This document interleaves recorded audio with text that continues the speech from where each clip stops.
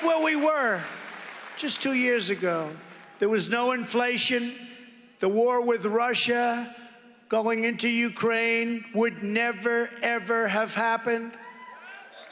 And we wouldn't be giving away $85 billion worth of equipment, and we wouldn't have had 13 dead soldiers, and we wouldn't have had many soldiers so horrifically injured that, and nobody talks about them, with no legs and no arms and blown to pieces, and nobody talks about them.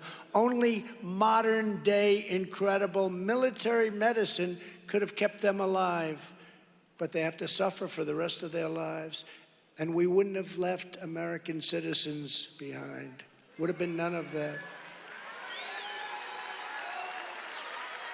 We had $1.87 per gallon gasoline. Think of that. Now it's going to close to $9 today. That's like 3 massive tax increases. Energy independence. And soon we were going to be energy dominant. We were going to be bigger in a short period of time than Russia and Saudi Arabia combined, much bigger. And a lot of that energy was going to come from a place known as Wyoming. You know that, right? But they don't do that. I see there's a lot of trucks sitting idle right now. How crazy, how stupid. But we'll go to Venezuela to buy it. That's where we're going. We're going to buy it from Venezuela. You know, Russia, I don't know if you know, but you look at their currency, it's at an all-time high because oil is so high right now, highest it's ever been, that as bad as they're doing and as much as they're spending, the ruble is at an all-time high because they're taking in so much money. You want to stop the war? Drive down the price of oil. Drive down the price of energy. You want to stop it? Stop with the windmills that kill all your birds and destroy your environment. And it's the most expensive energy on earth. You want to stop the war? Drop that price down to $30 and $40 a barrel. That war will stop. You know, a person said this. They say it was Napoleon, but some people disagree. But if it wasn't him, I hope not, because I'd like to take credit for it. To fight a war and win a war, you need 3 things. You know what they are? Money, money, and money. And Russia is making a fortune with what oil is selling for. And they'll only accept now rubles. They'll only accept it in their currency. You'll end up with no dollars. You'll end up with nothing. And look at what's happening to our country. We had the biggest tax cuts ever. We had the biggest regulation cuts ever. We had historic job numbers, much, much more than you have today. Today's incredible. They show it's a 3.5%, under 4%. But it is totally fake news because they're not counting all these people that have decided maybe they'd never want to work again. People that have businesses, they can't hire anybody. And yet we had 164 million people working, and they have much, much less than that today. So we were doing things that nobody has ever seen, including rebuilding the military, including Space Force. How about Space Force? Including right to try, where if you're terminally ill, you get to use medicines that may or may not work instead of going to China, going to Europe, or going home if you have no money to die.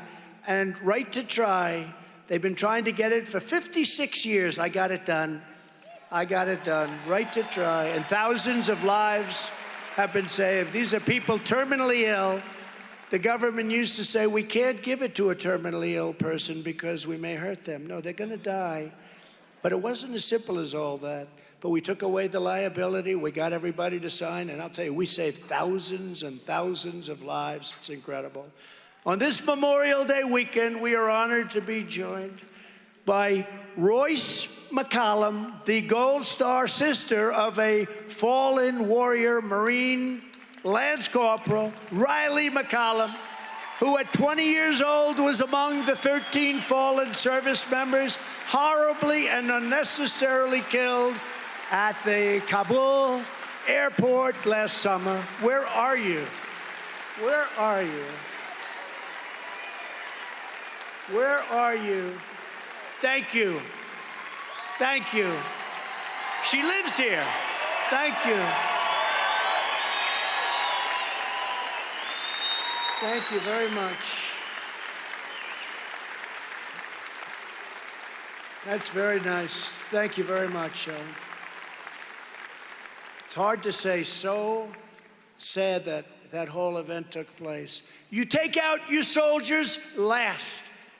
We didn't have one soldier killed. We didn't have one American killed in 18 months. I spoke to the head of the Taliban. The Taliban is tough, and they're smart. You know, when I say people are smart, oh, he said they're smart. They asked me, is President Xi of China, 1.4 billion people, is he smart? I said, yeah, he's smart. Very brilliant, actually. He called President Xi brilliant. What the hell am I going to say? He's running with an iron fist, 1.4 billion people. No, he's not smart. If you said Putin, now Putin's come down a long way, but if you said Putin was smart, you'd get excoriated. But if somebody else would have said it, it would have been okay. But you know, when I look at what we've been through and all of the things that we've been through, I said, I want to call up the Taliban. I want to speak to the Taliban. Jesse James. They said, why do you rob banks? He said, that's where the money is. Then they said, why is he speaking to the Taliban? Because that's where the problem was, right? In Afghanistan. So I got him, and I spoke to him a couple of times. Why is he speaking to the Taliban? You know why I'm speaking? Because I don't want soldiers killed. That's why I'm speaking to the Taliban.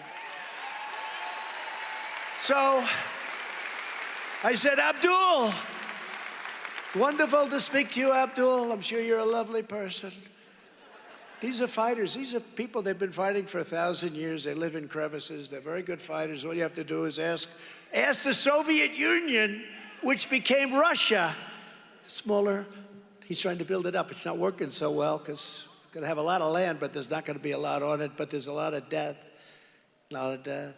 But when you look, I said to him, Abdul, don't kill any soldiers. You kill any soldiers, you're going to be hit harder than anybody has ever been hit before. But Your Excellency, why do you say that? Your Excellency. He called me Your Excellency. I wonder if he calls Biden Your Excellency. I don't think Biden ever spoke to him, actually. I don't think Biden speaks to people like that. I don't think he doesn't want to speak to him. Your Excellency, but why do you say that? And I said, just don't kill any soldiers. You kill any of our soldiers, you're going to be hit harder than anybody's ever been hit, actually. And he then understood that. And then he said, Your Excellency, please tell me, Your Excellency, why? Oh, why did you send me a picture of my house? And I said, Abdul, you're going to have to figure that one out.